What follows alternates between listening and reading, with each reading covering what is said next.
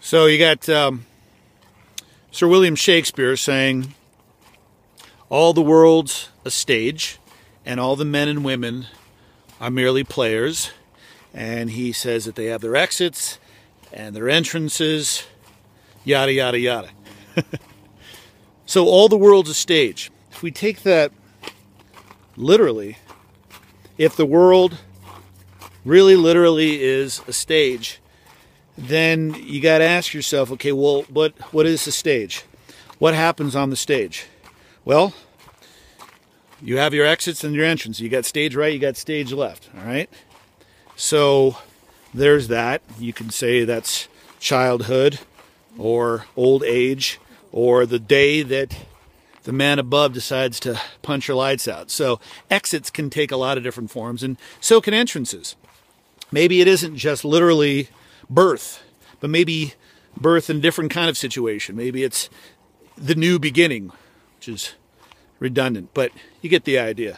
The new doorway, the spark, the kick in the pants, the firewalk, this is the moment that I'm so sick and tired of that freaking script. I hate that script. It's the stupidest script in the world. I'm going to torch that script. And with the partnership of the people around me, and maybe your director is the guide above, maybe it's you, whatever that is, whatever inner source or outer source that you find to jumpstart your way into that new beginning, that's your entrance.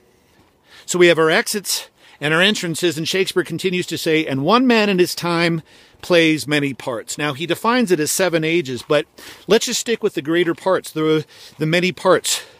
And within these parts, we play a lot of different roles, but ultimately, it's all coming, hopefully, unless you're a sociopath, all coming from the same source. It's you. What role are you playing? So, the question that I love is, what would the play of your life look like? Is it one of those things where it's a standing ovation, or is it a dull, ordinary yawn fest? If you have within you the ability to create an amazing play and to take part in an amazing play, if you had the ability, I mean, if it wasn't handed to you, if the script wasn't slid under the door, if it wasn't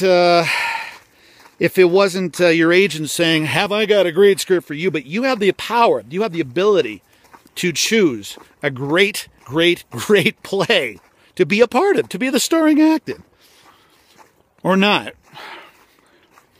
You know, what would you choose? So what would the play of your life look like?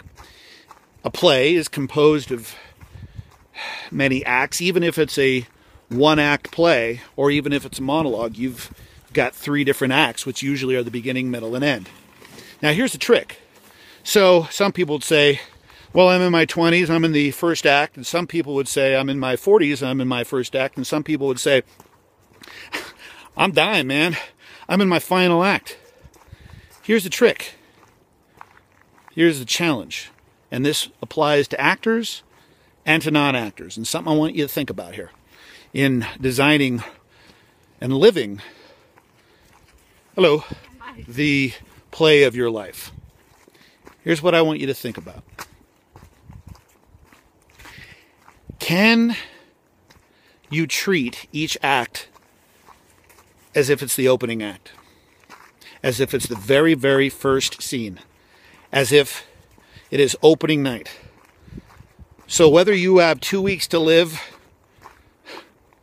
20 years, 2 weeks, you don't know. I mean, do you really know? Can you treat each act that you're on as if it's the first act? Because there's only one moment. There's only one now.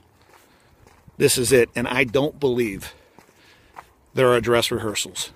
This is it.